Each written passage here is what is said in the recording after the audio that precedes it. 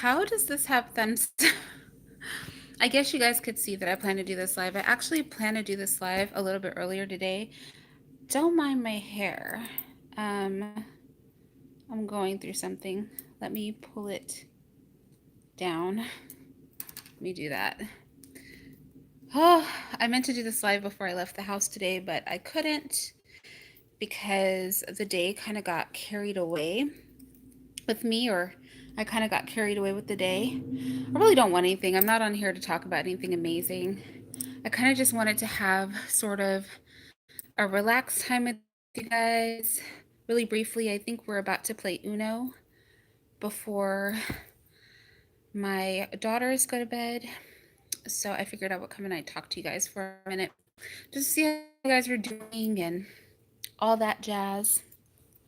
Um, I just had the longest day ever. I just ate way too much food. Yes, I'll be happy to. Oh, hold on.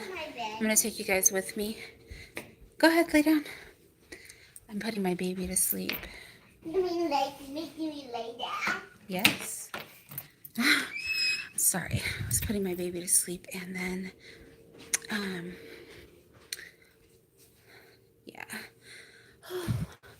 Anyway, so I mostly just came to really sit and talk to you guys and have a chill session because I haven't done that in a while. I had kind of a long day. I'm really full of food because Mister just got back and the activity he wanted to do was eat. And he's a really big foodie, so I'm really, really full. Like I'm stuffed with food at this point. Anyway, what is today? Today is Thursday, and I think we might do a little something later this week. But I mostly just wanted to come and talk to you guys. Although if you guys don't talk, because you know me, I'm gonna have to go, so that I don't feel like I'm sitting here basically talking to myself. Wow, the shadows are really weird in this room. I'm sitting in a room I don't normally sit in, and the shadows are just weird. Please don't mind my hair. My hair looks a freaking mess. I took a lift today, and do you know that the driver wouldn't turn the air conditioner on? So at first I was like, okay, is he gonna roll up the windows? He had all the windows rolled down in like an SUV because it was an XL, and then proceeded to get on the freeway with all of the windows open. My hair was just like flapping around like crazy. It was really, really lame. Maybe the worst Lyft driver in all history. I legit gave him 1 star because I was so angry. And so that's why I look crazy right now. Long story short. But yeah, so what am I going to do with the evening? I'm just going to play uh,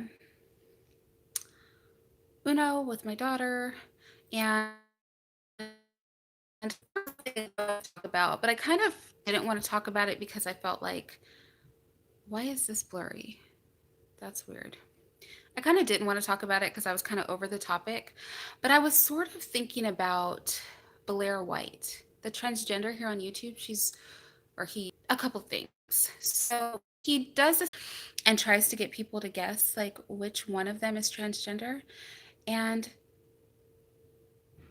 the people were confused, but the woman that he chose is really unattractive and kind of manly looking. So I felt like that wasn't really a fair assessment. I felt like if it were somebody that looked like me, for example, then clearly they would know which one was the man.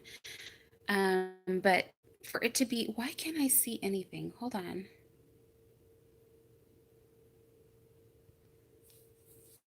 And I couldn't see the chat. Oh, I can finally see it.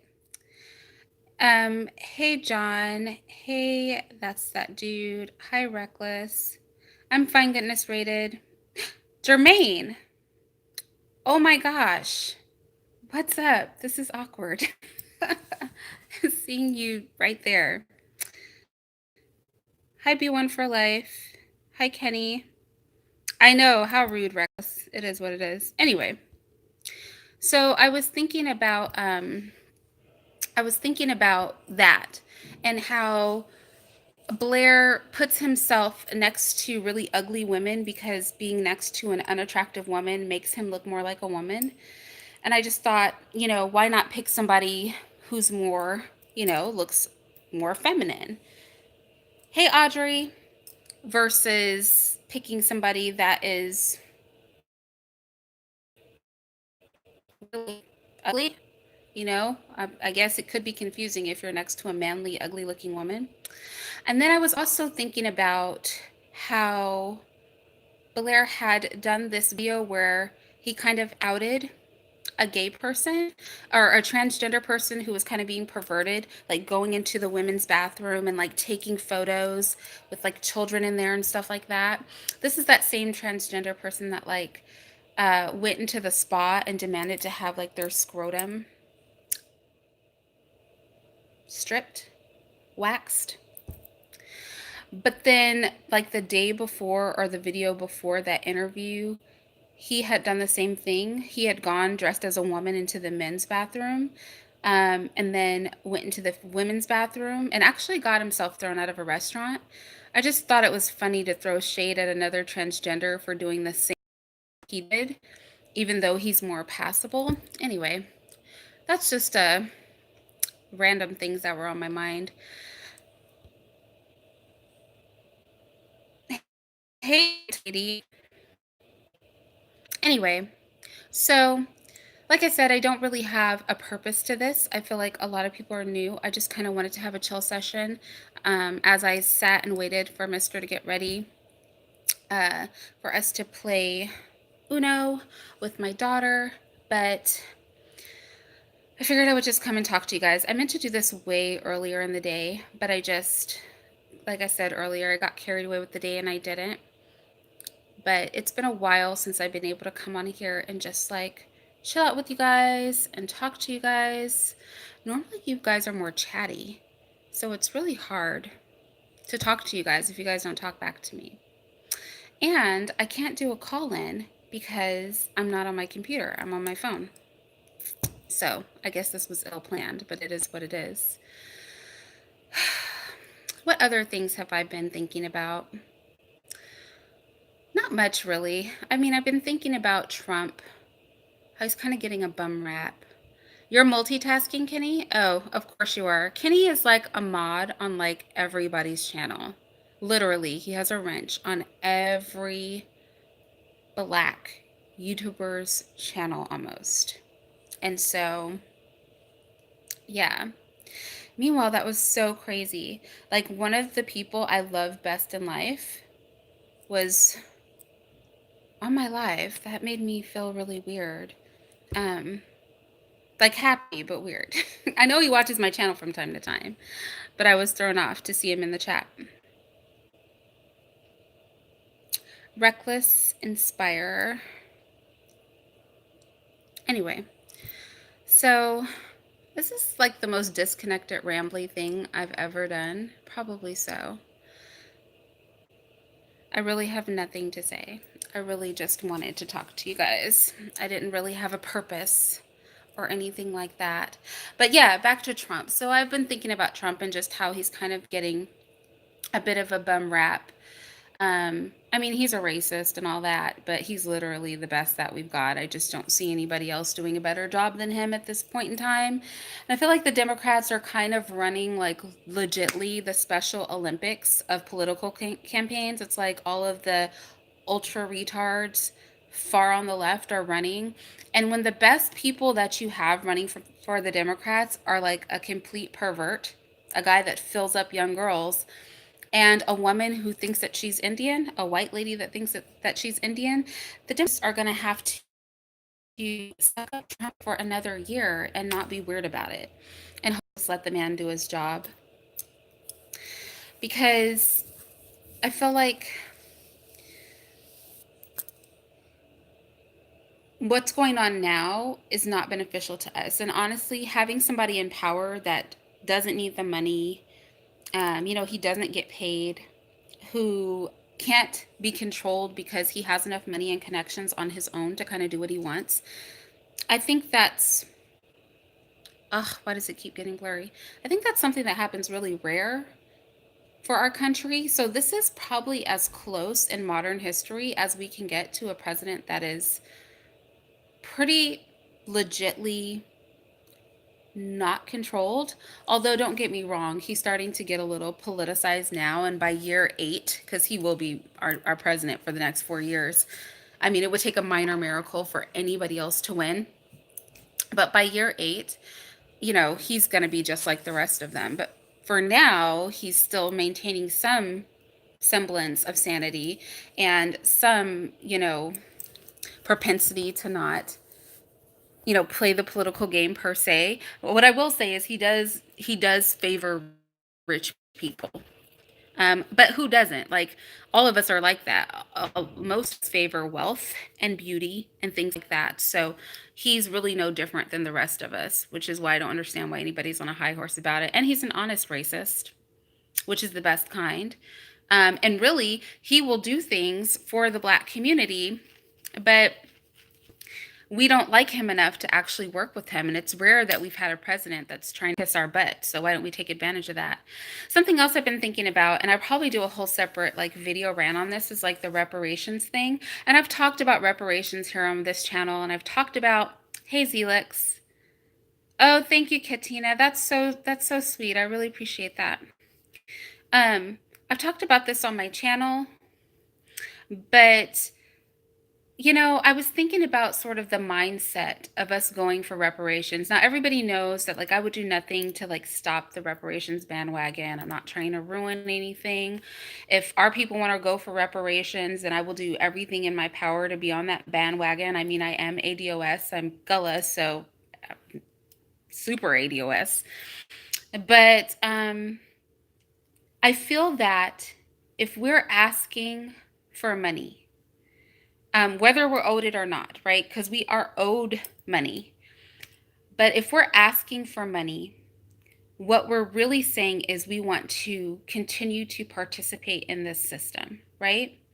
So if we want to continue to participate in this system, that means that we're not really looking to do anything but take our place in society as it stands, which really makes a lot of these conversations moot. And I wish our people would really think about that. What way are we going to go? By asking for reparations, we're number one, acknowledging the authority of the current status quo.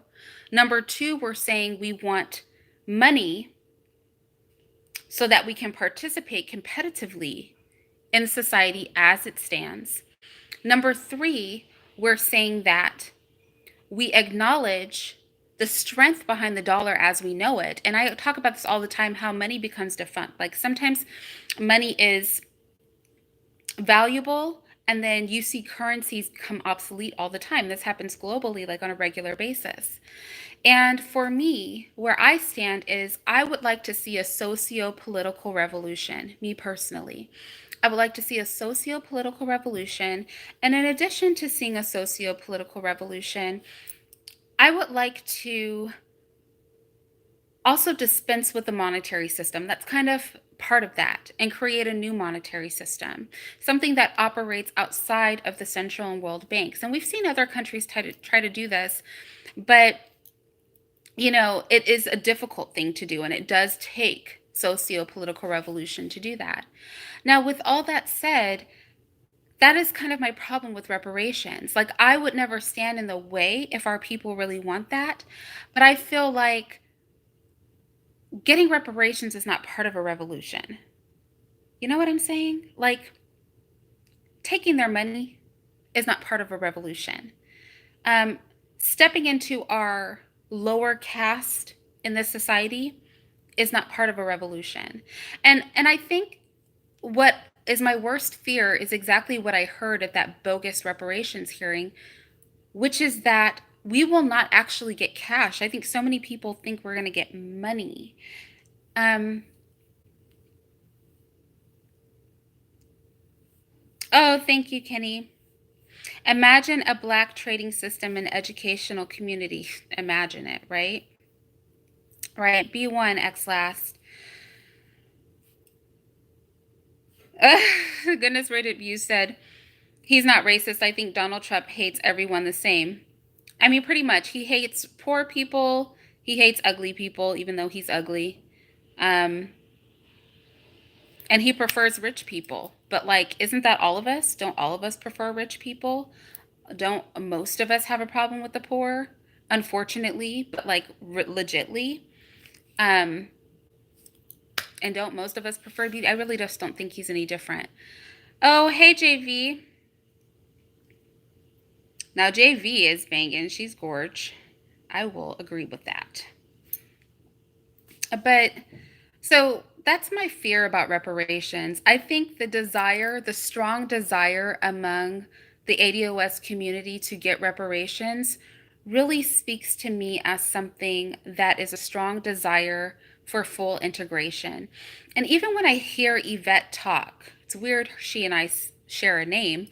Even when I hear Yvette talk, she talks about accessing whiteness. And what she's really talking about is integration. I think JV called it integration 2.0 or 5.0. What did you call it, JV? JV called it out, like integration 2.0 or something like that.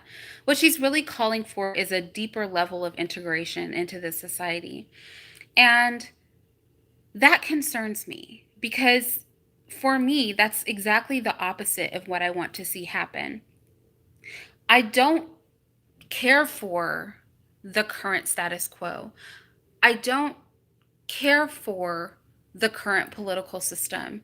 I don't feel the way our monetary system operates and the heavy debt that our country is in really is something that I want to have a part of. And so when I think about reparations, it just sounds to me like we've decided to take our place in the society. And that is very concerning. I mean, that is another way to look at reparations. And honestly, like I said, I fear we're not going to get checks, you guys. What we'll get, and they talked about this in the reparations hearing, what we'll probably end up getting are social programs. And because Black people really don't have the ability to facilitate these programs for ourselves, what's going to happen is that white people are going to be the implementers of these programs. And so you're going to see white corporations and white individuals get rich off of the reparations bandwagon. And that's probably my greatest fear with regard to reparations. So, I mean, I feel like we're digging ourselves a hole because we have a love of money. And we seem to think that money is going to be the equalizer, when the equalizer is going to be revolution. The equalizer is going to be socio-political revolution. That's the only thing that is going to equal out the playing field here. And so, I don't know. Like I said, I don't want to stand in the way of it because I wouldn't fight against what we're all trying to do. But I do think to talk revolution out of one side of our face and reparations out the other side of our face is very oxymoronic. And so what do we want? Do we want to be a part of this system? Is that all that we want as Black people? Is to have white people fully accept us and to be as close to them as possible? To be a part of them? To be able to access their spaces? Or do we want to dismantle a system that was built on the systemic oppression of our people? I don't know why this keeps getting blurry. It's so frustrating. Sorry. I just was trying to make it not be blurry, but I can't seem to do it. We need to be an equal opposite, maybe? What do you mean by that, Zelix? High search for the truth. And fair justice? Well, the thing is, I don't think that there's going to be fair justice in this system. I think we have to push for socio-political revolution. I'm not really sure that we have a choice past that.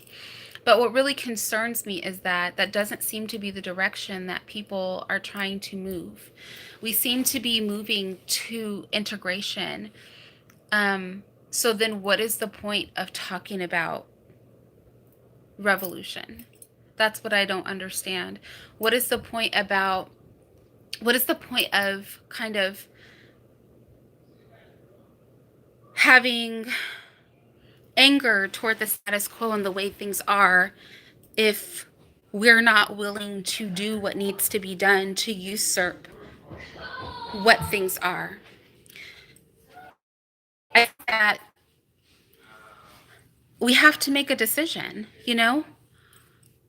We are either going to play the game, and if we're going to play the game, then we start having that conversation about what it looks like to play the game, or we're going to change the game. I think we should change the game.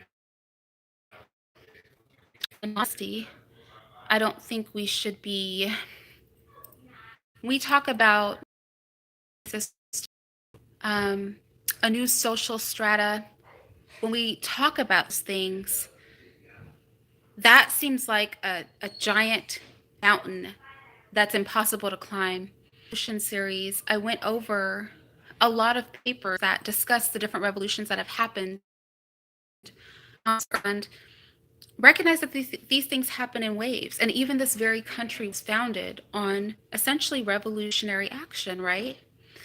And maintained, because it was to be an English colony, and it is, but it was supposed to overtly be an English colony, was really built on revolutionary thought. And some of the greatest places on earth have been built that way. I don't really see how we're much different.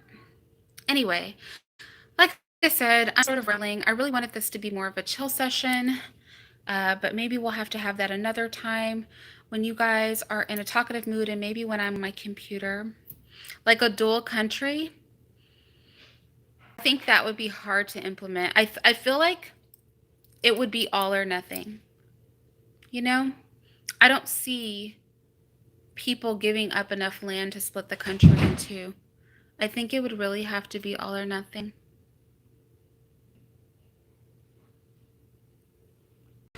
You think so, Deanie? Deanie said, and requires that you distance yourself from other blacks or you reject the money if it separates you from other blacks. True. Oh, thank you, John Boxing. I appreciate that. It took many years to build the corrupt system that is currently in place. It may take even longer to take it down unless we take it from within. Oh, I'm buffering? Oh, sorry. Am I borging? I don't know. Am I borging, you guys?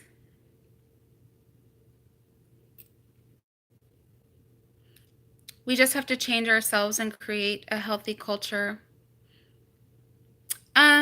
I guess we have to change ourselves, but here's the thing. We can't create a healthy culture in a toxic environment or with polluted ingredients. That's something that we can't do. We sort of have to start from scratch. You know what I mean? We sort of have to start from scratch. And the real question is, are we brave enough? And do we have enough confidence in ourselves to do that? Not so outraged and not so uncomfortable with the balance that we currently have. Because I guess when I say black, I know a lot of people say black and they just mean ADOS. When I say black, I mean all black people across the diaspora. Do you know what I mean? In that case, we need more than an island. We need something a little bigger. But that's why you have the Pan-Africanists who say Africa. No, I will say this. Black people do have countries, wealthy countries, but they've all been colonized, which is why I made that film, Decolonize, you know?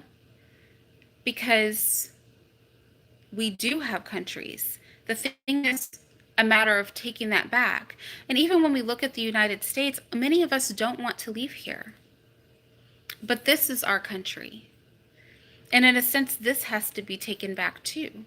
We've seen a co-opting via the LGBTQAI, LMNOP movement. We've seen a co-opting through the banks, because that wasn't always the case. We've seen a co-opting through faux Christian churches, opting through corporations. So for those people who don't want to leave here, you know, why can we not have a space carved out here too? I don't know.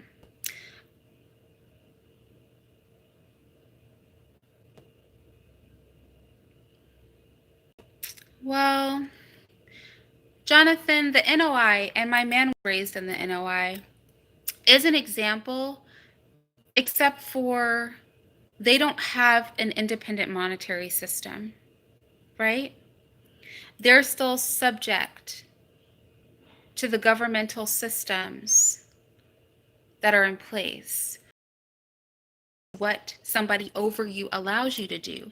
That group of people doesn't have your best interest in mind, then what subculture are we really creating? You know, there's different degrees to slavery. There's different degrees to degradation. There's different degrees to this. Babe, are you guys ready? That quick? Wow. Anyway, I'm going to go ahead and get out of here. I'll probably come back with my man if he's up for it a little bit later and just try to have something sort of relaxing. I don't want to talk about something so serious. I really wanted to just talk about something chill.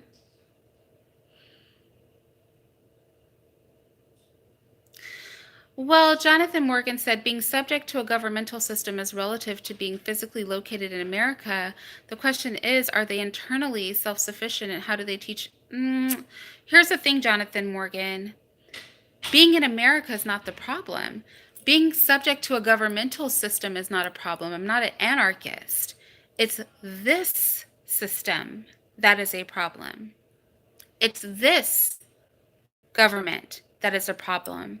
It's this social climate that's a problem. So then the question becomes, when do you decide that you'll be the authors of the governmental system, of general mass culture, of the monetary systems? So subject is not relative to being in America per se, because we could be here and not deal with this system. That is an option that we have. Honestly, that was written into our Constitution, that that is an option that we have.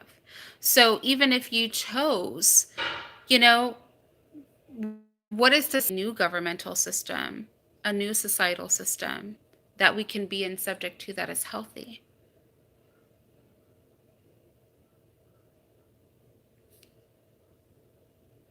The system doesn't force you to do anything in particular on the whole? Really? The system doesn't force you to do anything in particular on the whole? Compared to many others? Well, America has the largest prison population per capita in the world. So our system is very forcible. Our entire system is ran on coercive force. You have things like Social Security numbers. You're not forced to do it. It's voluntary, but who can work with that one really? You know? You have taxation laws that don't apply to individuals, but the way the system is set up, individuals constantly pay taxes. The system doesn't force you to buy corporate goods, but it's almost impossible not to. So I think sometimes we confuse being forced with very clever coercion, right? I think we are forced. I mean, we can't do anything as simple as just walk wherever we want. We can't even leave this country without permission. So, although our cage, let's say our social system is a cage, our governmental system is a cage, even though our cage is very plush and there are lots of wheels and rooms to visit and things like that, it's still a cage. Now, I recognize that this cage is a lot nicer than others, especially for Black people. I always refer to us as the house Negroes of the world. But that doesn't mean it's not a cage. So then the question is, are you comfortable living in this cage because it's a nice cage? And that goes back to my original point, which is if you are, then we know we don't need to talk revolution. We need to talk about how to live our best life in our prison, you know? And I think that's fine if that's a decision collectively that many of us want to make. But we need to be clear that that's the decision that we're making. Like, I'm not for the delusional, I'm not saying you, Jonathan, I'm just saying I'm not for the delusional making of decisions. But choose to stay in this predicament. Let's just be honest about what we're in. And that honesty will probably allow us to function better within it. Well, Jonathan, I agree with that. The logical aspect of it is the first aspect of it, for sure. We kind of are in physical bondage. The thing is that I don't think people notice the physical bondage that they're in until the powers that be. You quickly discover the physical bondage that you're in when you try to leave the country. You quickly discover the physical bondage that you're in when you try to do something like that young lady, as simple as sitting down in a government building, and they wanted her to move, and the next thing you knew, I covered that here on this channel, 6 or 7 people, officers, are pulling at her body and ripping her child out of her arms. The thing is that when you're a house slave, you may not get tied up to a tree and beaten the way the field slaves do, but that doesn't mean you won't catch a beating. The thing is that you're allowed more liberty, you're allowed more comfort, you're allowed better clothes, you're allowed better food, you're allowed access to entertainment. And so we don't feel that we're in physical bondage. But make no mistake, that bondage is there. We're in such physical bondage that if you want to use the schools that they've put out there for your children, that you have in your children. We're in such physical bondage that a parent can lose their child if they try to get their child help because they believe that they are transgender. They will take your child. You don't even own your children. At any time, the government can come in via CPS and take them out of your home. That's physical bondage. Like I said, our cage is very fancy, but it is a cage nonetheless. Well, that's what I would say. Comparatively, I agree. Comparatively, we are not in an extreme case of physical bondage. Comparatively, we are not. But let's not compare it to other forms of government throughout the earth, Jonathan, because the world has been colonized by one type of people. So all the cages look much the same. And we know that the end in ID 2020, remember that we're comparing apples to apples. Some people are treated worse than us, but the cage is pretty uniform because it's all the same people that are running things for the most part. Because when we do these comparisons, what we're really doing is comparing the Western world, aren't we? We really are. So are we being shot down in the street like they were doing in Haiti? Are we being killed the way they're doing in West New Guinea? Are they trying to cause a coup here the way they are in Venezuela? No. Are we going through what's happening in South Africa? No. But we operate like every other colonized place. The same things that happened there have happened here. Have they managed to breed out most of the blacks like they did in Australia? No. So comparatively, yeah, our cage is pretty nice. But that's what I'm saying. If that's going to be our argument, that things aren't so bad here, then we need to talk about full integration. We need to just accept our position. We know how this works. We will be given some kind of a voice. We will be given some bones thrown to us, but we will never have enough power to enact any sort of change for our people. And if that is going to be what we're going to accept, oops, sorry, you guys. If that's going to be what we're going to accept, then, so be it. But if that's not going to be what we're going to accept, then they are more subtle here. That's true, Wendy Forever. We just don't know what to do with the relative freedom we have. I mean, there's limits to what we can do. Right? But when we talk about what to do with the relative freedom we have, we're still talking about accepting our position in this society. And I'm not saying we shouldn't. I don't want to, but I'm not saying collectively we shouldn't. I'm just saying that if that's the conversation, that's a different conversation, right? If the conversation is learning what to do with our relative freedom, then we're having a different conversation than this system isn't working and it needs to change. There's no changing the system as things stand. So are we okay with that? I mean, I think that's the question. Are we okay with that?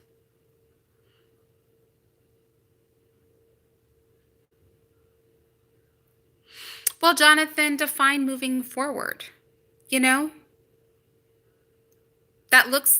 Moving forward can look different ways. Moving forward can mean learning to operate within the status quo,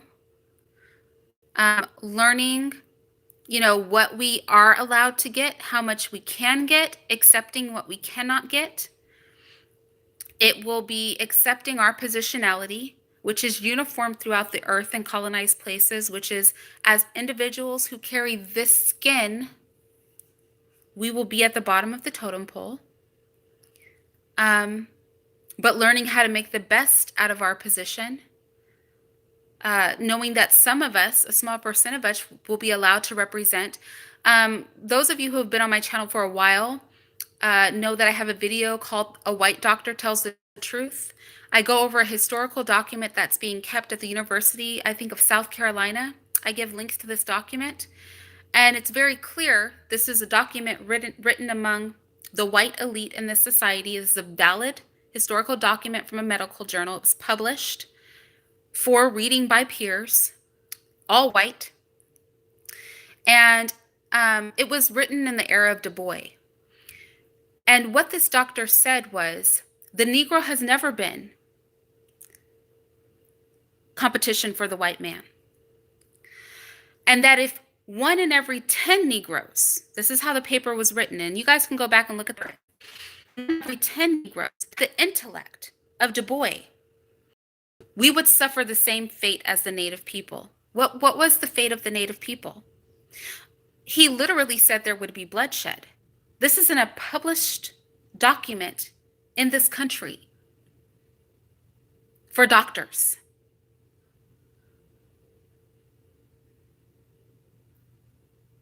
This is sitting in the library of a university here in the United States. So we have to think about that. Do you know what I'm saying? We have to think about that. In this short paper, this doctor writes about how Black people are soon going to want access to political power. They're going to want access to the positionality of wealthy whites. And he clearly says that the only reason we are protected is because they have a fondness for us to some degree. Because we don't really compete with the higher echelon of white society. And so we are protected, is the word that this doctor uses. And I really encourage you guys to go back and look at this video. It's called A White Doctor Tells the Truth. It's in my playlist. I provide a link to the document. You guys know I don't bring, things here that are, tin hattish. This is a real document. You can go to the university's website. It was really published. This is how blatantly they used to talk. They don't talk like this anymore. So when we talk about how to make the best of the position that we're in, understand that that position is never to be equal to the elite of this society. Because not so long ago, in the era of Du Bois, they were publishing papers saying that if 1 in 10 of us had the intellect and drive of Du Bois, they would have to kill us. Think about that. This was not written that long ago. So when we talk about making the best out of our positionality, I'm fine with that conversation. That's a form of moving forward. I definitely think that's a form of moving forward, Jonathan. But I want to be clear that there is going to be a ceiling there. And it's not a ceiling because Irene thinks it's a ceiling. It's a ceiling because they're telling us that it is a ceiling. They are writing papers, right? They don't do this much anymore. But they were writing and publishing papers about this new landscape of Black people being able to compete with whites. It's a very interesting read. It's not that long. I encourage you guys all to go to that video and read it. Because a lot of times when we have these conversations, we seem to think, and a lot of times they are based on opinion, but I want to be really clear that my view about this situation isn't based on my opinion. It's based on historical documents that were written not that long ago. It's based on the fact that you're still not considered really human. You know, I did another document about adoption and the removal of Black children from Black homes. And did you know that it's only considered interracial adoption if the child is Black? If the child is anything but Black, it's just straight adoption. But when the child is Black, it's considered interracial. Think about that. If the child is Asian, it's not interracial adoption. If the child is Hispanic, white Hispanic specifically, right? Not interracial adoption. If the child is Black and only, and this isn't a government agency. And these are documents that I have on my channel because I like to go to, we can have our opinions, but I like to look at what they're saying about us. In my cognitive liberation series, I go through a number of papers, peer-reviewed papers that were published regarding revolution. And they talk in great depth about how they keep us in control, what the triggers are for revolution. And I provide the sites for these things so you guys can read these things on your own. See, because we have an idea, we think we know, but I think sometimes we have to listen to what they are saying. And so we can choose to live in this system. And if all of you choose that, I have to choose it with you, right? There's no revolution without a strong minority. And that's fine, if that's what we're going to do. But we can also make another choice. Are we comfortable with those choices is really the question. The big secret of the fondness is that Black people are like stem cells of human beings. Possibly, Jonathan, possibly. Smile to Joy said, we are competing with Blacks immigrating to the U.S. who think it's the land of opportunity. Are we? Less than 1% of immigrants look like this. Less than 1%. And they're not the ones replacing us. These white immigrants, these white Latin people from across the border are the ones replacing us. They're the ones taking our jobs. It's not the ones that look like us. You know, it disturbs me, the narrative that those small percentage of Black people who come here are replacing us. They're not replacing us. We're being replaced by people who don't look like us. We can't turn on each other. We can't do it. The realistic picture is that a Mexican is quicker, is replacing you. Okay? Latinos, white Latinos are replacing us, not the little splattering of, 1% of the immigrant population that's not black. That's not who's replacing us. It's funny that 99% of them aren't black, but we want to look to the 1% that are. Yes, baby? Oh, he's in bed.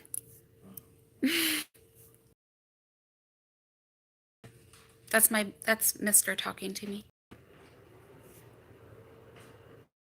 You can sustaining industries. Truth. Finding people who agree that is the smartest move and begin terraforming. Possibly. I feel like we're think tank to death, though. Don't you think, Jonathan? We have so many think tanks. But what I do think is we definitely can. Okay, so let me say this. I talk a lot about revolution, but if we were to work in this system as is, I would advise people get into the service industry because white people don't mind having us serve them. So there are plumbers, electricians, janitorial firms, construction work, but small time construction, like for hotels and things like that, that look for small crews. It's hard to compete on the bigger scale. I think if we were talking integration, we should get into that. We definitely need computer programmers. We need scientists. We need people that are about the cause to do those things. And I think that would give us a lot of self-sustaining. We need people who are going to open up factories and things like that, farmers. So, I do agree with you to an extent, Jonathan, if I were talking about, integration 3.0. The thing is that it's hard for me to have those conversations because I feel like I will have those conversations and I encourage people to do those things so that we're comfortable where we stand. But at the same time, it makes me uncomfortable having these conversations because to be invested in a system that I feel needs to be reformed is very contradictory to me. But I do agree with you there, Jonathan.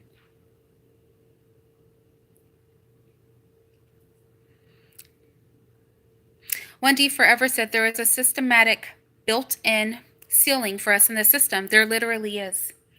And that's not even my opinion. Like I said, we need to start reading their documents. A lot of times we don't read the things that the government puts out. A lot of times we don't read the things that these people publish. We need to start reading some of these papers. We need to start reading some of these presidential orders and some of these documents. We need to start reading. A lot of documents from the Office of Human Capital are very eye-opening. And the branches of government that fall under the Office of Human Capital are very eye-opening. We need to start reading these because I think it will give us a clear picture without our own stuff getting in the way of what we're really dealing with here. I think a lot of people have a hard time believing that things are the way that they are. And the fact of the matter is, you not believing it is not going to make it so.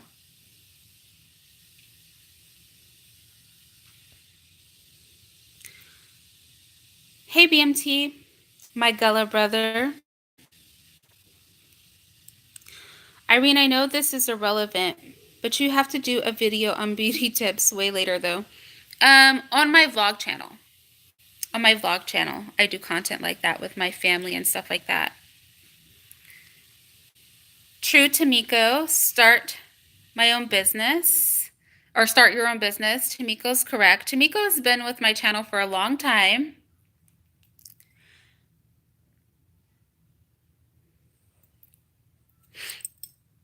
Welding, yes, Wendy Forever. That's another good industry.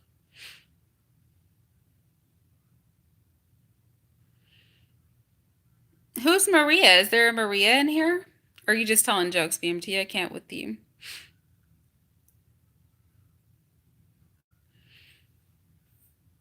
Competing in the sense that the system needs to change. It does.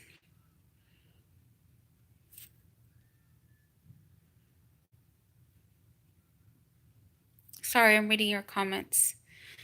The main thing you must understand is those who oppress us are human, like us. Well, I agree with that.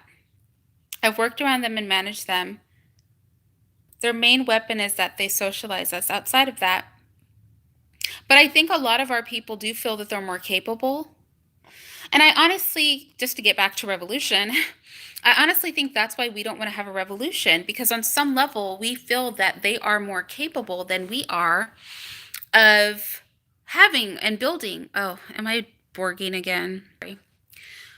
They really are more capable than we are of building monetary systems and building infrastructure.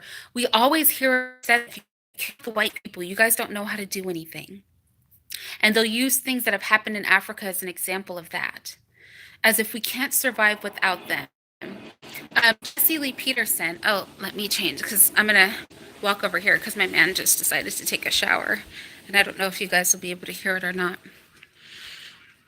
But, okay. But we hear that all the time. Jesse Lee Peterson is fond of saying that. Like, we won't know what to do without them. We can't survive without them. And honestly, a lot of them think that too. A lot of them think it. And sadly, a lot of our people think the same thing, that we don't have the capacity and the capabilities to do the same things that they're currently doing. We won't know how to build roads. We won't know how to have a government. We won't know how to do anything without them. And I think we have to move away from that mindset.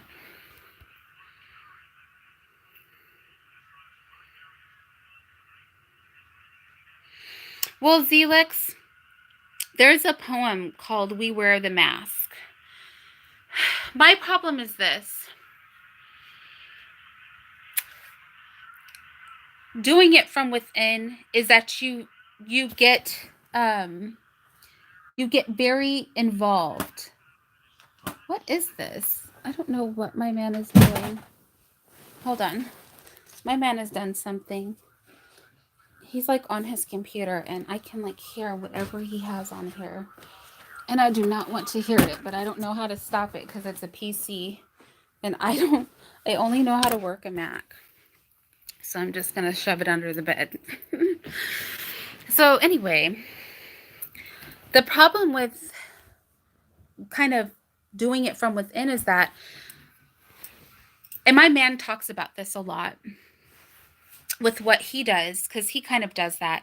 It's really hard not to get lost in that, to not get lost in the cars and the houses and the pursuit of money and career advancement. We would have to have a lot of people be able to stay focused. And I don't really see that. You know, I think it's a dangerous game. I think we would quickly get lost. You know, there's that saying, what the quickest way to kill a revolutionary is to put them on your payroll. Because once a person's fed in a Mercedes, 4,000 square foot house, and a Benz later, revolution what? Infiltration what? Flipping things from the inside what? Black people are the first people to become very quick at becoming individuals when they get comfortable. That's why a lot of people in my position, a lot of Black people don't trust them as far as poor Black people, because they feel like we're very detached from the Black experience. And honestly, I can't say that there's not some truth to that overwhelmingly. Once you break that 100K ceiling, which isn't even that high, there's a level of individuality that comes in separation from the Black community for a lot of Black people. You know? And so I think that the infiltration from within, you know, that is why it scares me a little bit. Goodness Rate Abuse said, the funny thing is, Irene, they are against us, and then we are against each other. Truth, Goodness Rated. I agree. Well, it's really a conundrum. White people are against us and Black people are against each other. It's like, it makes no sense. I mean, if I say something about a white person, Black people are quick to point out Black people doing something. And that's unfortunate. Be One for Life said, it's almost like what's going on in South Africa, where Blacks attacking outside blacks and not focusing on the white. Exactly, I agree. I completely agree. We're really good at turning on each other. We have a lot of vitriol and energy for each other. I'm always saying this on my channel, but a really good book to read is Black on Black Crime: Self Annihilation in Service of White Domination. That's the name of the book, and I advise everybody to read it because it looks into the psychology of why we turn on each other instead of projecting our energy on the problem. Why we're so quick to self harm within the community in many ways, but we're not willing to take that energy to point it toward the direction where that can actually affect change. You know, I always say when Black people riot, they always tear up their own neighborhoods. Why the hell wouldn't you go over to their neighborhoods and tear their crap up? Why tear your stuff up and have to wake up in the morning to your neighborhood being destroyed? They don't care if we tear our stuff up. They don't care if we turn on each other. They'll care a whole lot if it's them. Go tear up some banks. You know what I'm saying? I'm not saying literally go tear. I'm just saying like make a decision and have that energy not poking at yourself. Jonathan Morgan said revolution is the dumbest idea from a straight up military standpoint. No general would decide the sacrifice needed for a revolution now is worth it. It's stupid. We need an internal revolution first. You're just talking about integration. That's not a revolution. There's no such thing as revolutionary integration. There's nothing revolutionary about integration. So that's what I would say. There's a revolution or there's not. And I think when we talk about revolution being a dumb idea, that's funny because lots of people have revolutions. Modern day and in the past. And from a military standpoint, it didn't look good for them. But I think the biggest battlefield first is the mind, because the mind has to be there. But internal revolution, I mean, we're talking integration. What you're talking about is integration 2.0, 3.0, 4.0, okay? And that's something different. Like I said, that's a different conversation. I'm not going to add revolution to that because it kind of just muddies the word revolution.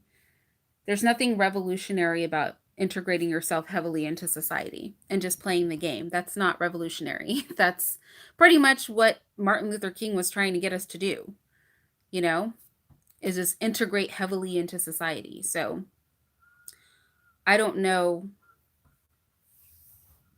what that is.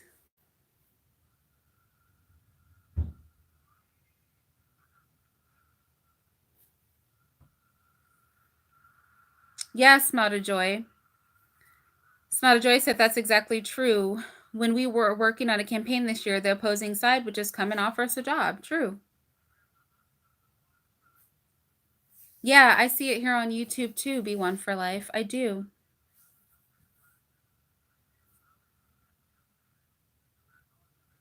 Well, Jonathan, they're taking care of their whites, though, that are off on opioids. They're willing to fight with whole countries. They're fighting with China over their white people. They've stopped criminalizing them. It's not even a crime when they commit crimes. If they steal or do anything under the influence, they don't even get charged with a crime.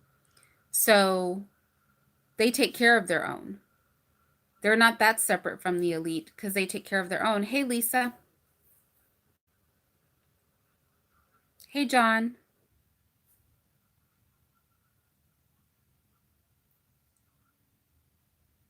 We don't have our own neighborhoods. We have our own neighborhoods. We always just don't do the right things with our neighborhoods. But we have our own neighborhoods.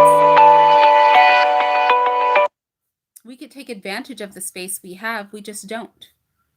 We use our neighborhoods to live in, right? We don't use our neighborhoods to build. Nyla was talking about this on her stream, and I agree from a business perspective. I've had a very hard time getting Black people to build businesses with me or people that I know. You know, I've told this story before. I know somebody who became a millionaire in the .com boom back in the day. He's over in Silicon Valley, easily vettable. I know him personally. I knew some people in I knew some people in Oakland, and these brothers had money. You know, one of them uh, had a little brunch spot, and then they threw parties at the club.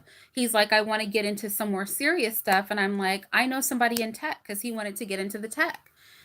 And I told him who I knew. He was able to Google him because, like I said, he became a millionaire in the tech boom. But he didn't trust it. He didn't trust working with another Black person. I feel like the only things that we'll go in with each other on are drugs, parties, like throwing parties and events and stuff like that.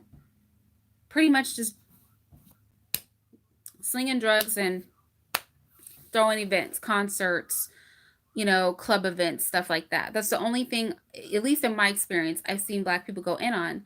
You know, for what I did and what my mother did, we could hire and did hire all Black people, but we had no Black clients. None. No, I think we had one small Black client one time for one project. But the bread and butter was made off of the Indians, off of the East Indians, off of the Asians. You know what I'm saying? The bread and butter business were the Asians. Just straight up. No Black clients. So the best we could do was hire Black, because Black people don't work with other Black people.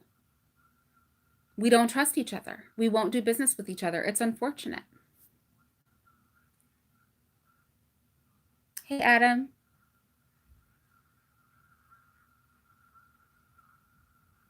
Yeah, Jonathan, it's hard through text. If I were on my computer, I would just open up and you could call me and we could talk about it. Or I could do Zoom and we could talk about it. But unfortunately, I started this live on my phone. So hopefully we'll be able to talk about it again. Blue Black said we need to create our own system within a system to the extent that we can, right? But then if we created a system within a system, kind of like what the Asians did, that means we would have to be willing to work with Black people outside of the country. Are we willing to do that? Because, you know, a lot of Black people don't want to fuss with Black people who aren't ADOS. So we have to be willing to work with Black people outside of the country. To have a system within a system, we have to be willing to work with Black people, period, both in the States and outside of the States. I've said a million times, you could import goods from Haiti, just like, you know, when we go to Chinatown, Japantown, you know, people, tourism there is to buy things that came from Japan and China. We could do the same thing as far as Blackness is concerned. We could have in our neighborhoods, you know, importing goods from Haiti, importing goods from Papua New Guinea, importing goods from Australia, importing goods from the various countries in Africa, and selling them as exotic goods. We could buy textiles and fabrics. We could open up beauty salons and shops in our neighborhood. But Black people have to be willing to give their patronage to that. And we have to be willing to work with Black people who are not ADOS. But we're too divisive. We don't want to be around other Black people, period. We don't want to be around ADOS. And we sure don't want to be around somebody who's Black from another country. We don't even want to consider them Black, even though you could clearly see that they're Black. If you sit it inside of his door, just outside his door, I'll put it in the laundry basket, baby. You know what I'm saying? We barely like each other. We sure as heck, most of us, a lot of us, some of us, I hope it's just some, just a very loud minority, we barely like each other. We press to deal with Black people outside of the country.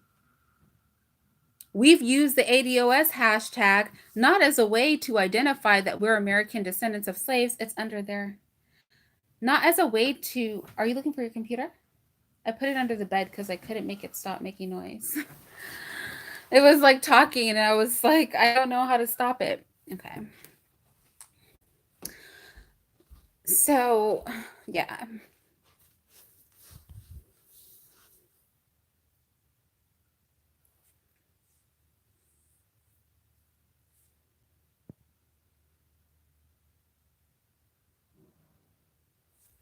Jonathan Morgan, really? Is it? Because what is called Spontaneous revolution has occurred many times. I'm going to need us to not talk about what kind of revolutions do and don't work without actually studying global revolutions. So I really encourage you guys to go look at my cognitive revolution series. Revolution. There's a paper out called Revolutions, Patterns, Types, Patterns, and Behaviors. You guys go read that paper, Revolutions, Types, Patterns, and Behaviors. I think that's the title of it. And it goes over a number of revolutions, the type of revolutions, where they were located, why they were started, why they were effective. These are all actual revolutions that were effective. And there is a such thing as spontaneous revolution. So the idea that you cannot be spontaneous and have a successful revolution is not true.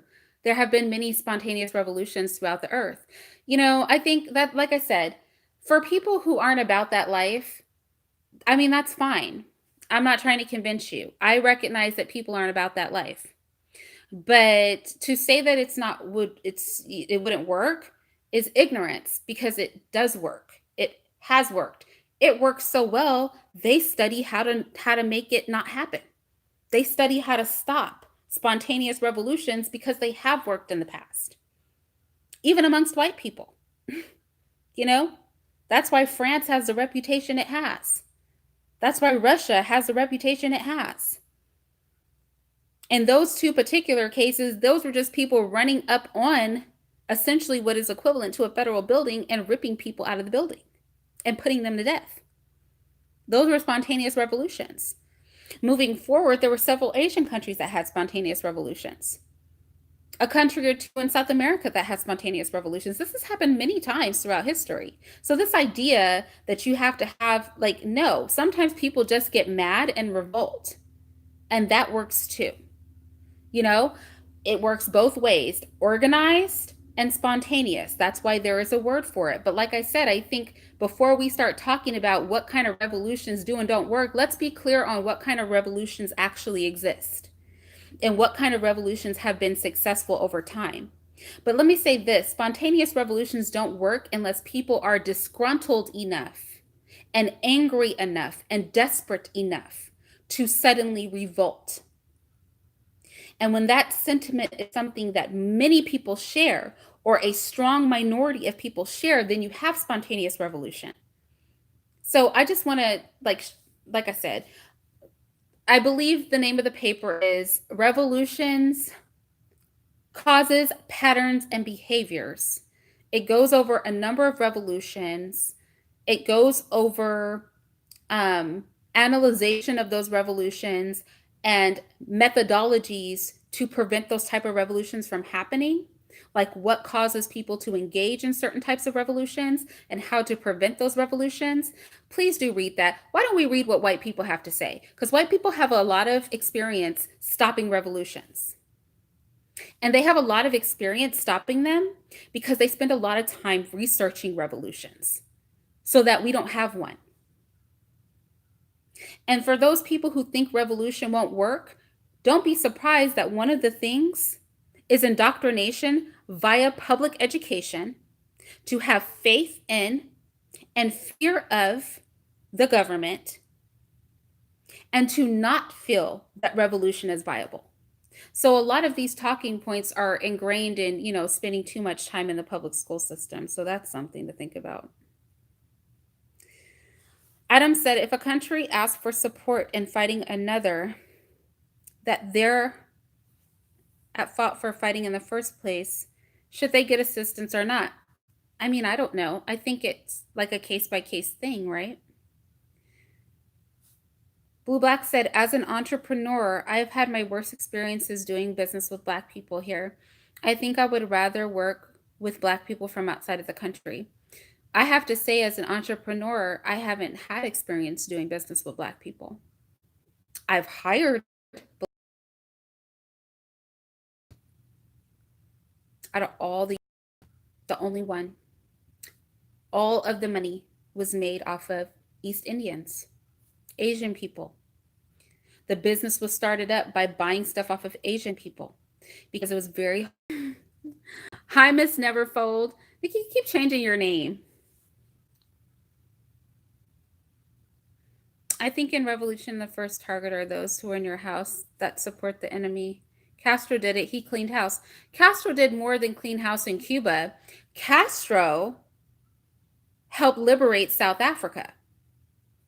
While everybody's down on Castro, Castro was the only world leader invited to Mandela's funeral. Mandela said he loved Castro. Castro in South Africa. That's how apartheid ended. Mandela loved him. South Africa was liberated because his troops were between the two countries. So, well, Jonathan, I don't know that because there have been recent revolutions going on right now.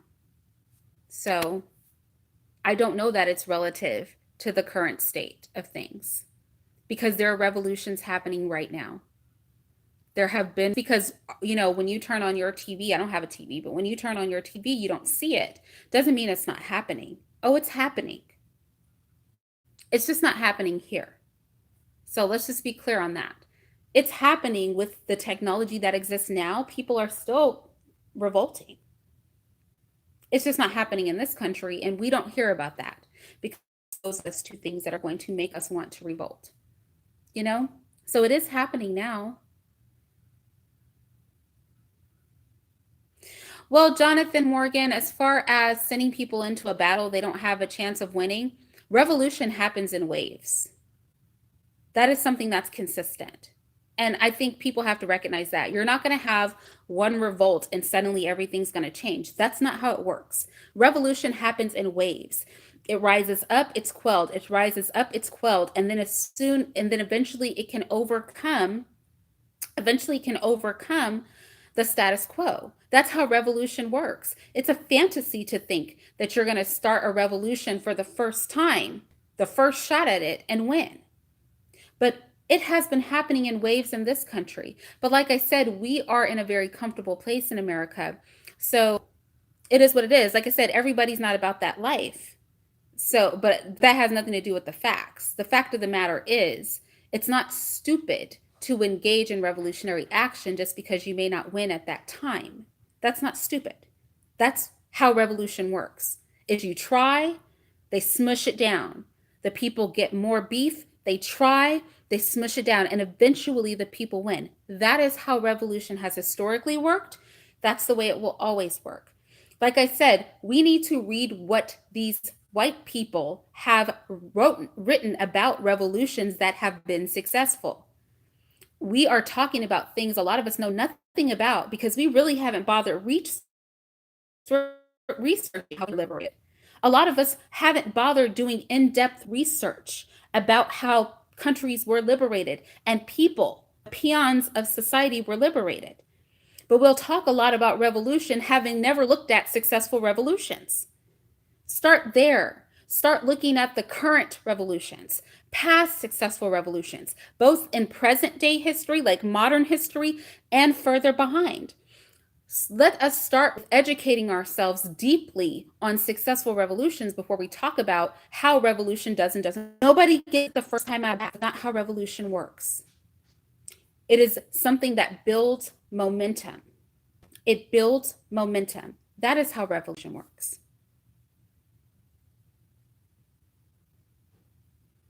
You can say let the zombies have spontaneous revolution if you want, but those zombies were successful in a lot of countries. So they weren't that much of zombies, Like I said, if you're not for revolution and you're for integration and feeling free in your own mind and free in your own house, that's totally fine. But all I'll say is that people have done it both in modern history and further back. So I'm speaking facts on that. That's indisputable. That's like not even up for discussion because that's history.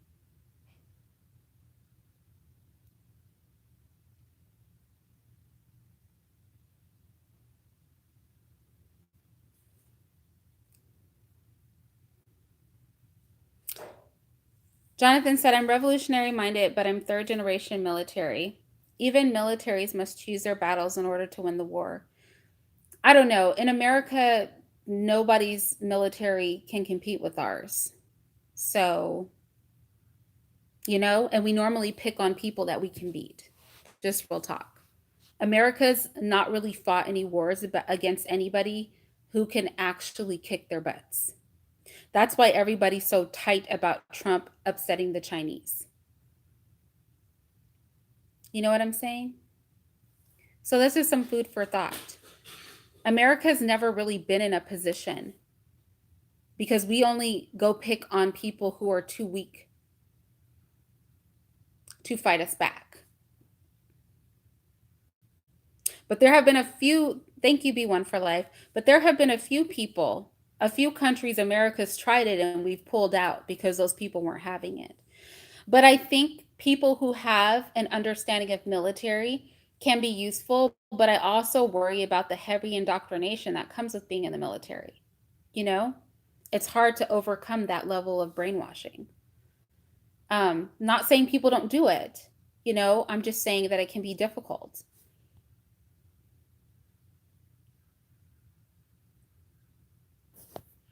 Well, Rob Carpenter, that's true. That's true. Rob said, we don't need all that fighting. Your oppressor only has one backbone, and a lot of nations with guns are aiming at it. And I would say even in-house, right? Again, just let's speak hypothetically. If Black people started a revolution, here's what we don't recognize. We're not the only people who want to start a revolution in America, okay? There are lots of little groups of people who want. And if the door opens, you better believe that lots of people are going to start engaging in their own sort of revolutions at the same time because they're going to see an opportunity is there. So this idea that like one group has to single-handedly do anything, I think is a fallacy. I mean, right now in this country, most of the liberal media outlets are basically treasonous. We live in a country right now where there are whole groups of people who don't even have to follow the law at all. Things are very messy right now. I mean, it's just something worth thinking about. Like I said, this is just, things that we can think about, just things to ponder. But like I said, I think that is a good paper. Revolutions, like I said, I think it's called Causes, Patterns, and Behaviors or something like that. Is a really good thing to.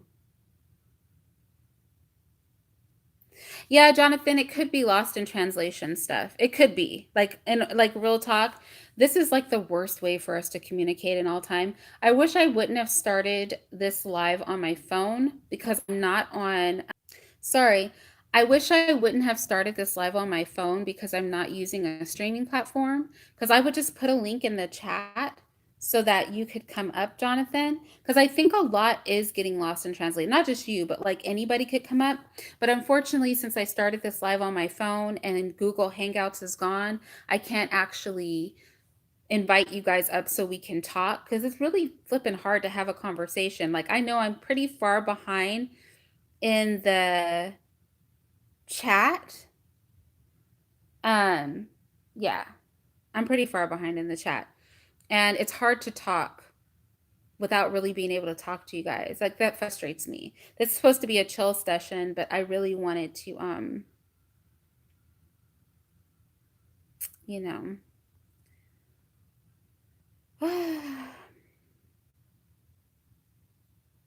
It's hard. So anyway, with that said, you guys, yeah, StreamYard. Yeah, thank you. That's what it's called. But the thing is, I started this on my phone because I didn't think we were going to get all talking on all these topics. So we'll have to like revisit this discussion, and I'll do it from my computer, and I'll do it through StreamYard so that I can put the link in the chat, and then you guys can just come up, and then we can just talk. So hopefully you'll be around for that, Jonathan, and the rest of you guys, because then I can put a link and then we can all just sit down and like actually talk to each other, and that'll make things like way easier than like you guys trying to type and then me trying to respond and then you've responded to me, but I don't see it because I'm like 50 comments behind. So with that said, yeah, I'll talk to you guys a little bit later. But yeah, thank you for sitting and chilling with me on this Thursday night. I really appreciate it. And Jonathan, I totally appreciate our conversation too. I feel like you were saying a lot of stuff that, I wanted to comment on because what you said was very thought provoking, but like it's all love. Like, you know what I mean?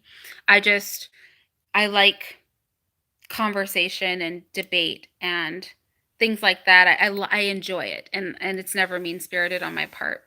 I just I'm one of those people. But the thing is, you can't talk to everybody like that. Some people get like really emotionally invested in conversations and they like get angry. I One of my best friends, he and I cannot talk politics, religion, evolutionary theory. We cannot talk about like it for the sake of our friendship. We cannot talk about it because he gets too emotional. He's like, I can't have these conversations with you. It just makes me too angry. So we literally have preserved our friendship by never talking about topics. So yeah. But that said, you guys, I'll talk to you later if I can get out of here, if I can figure it out.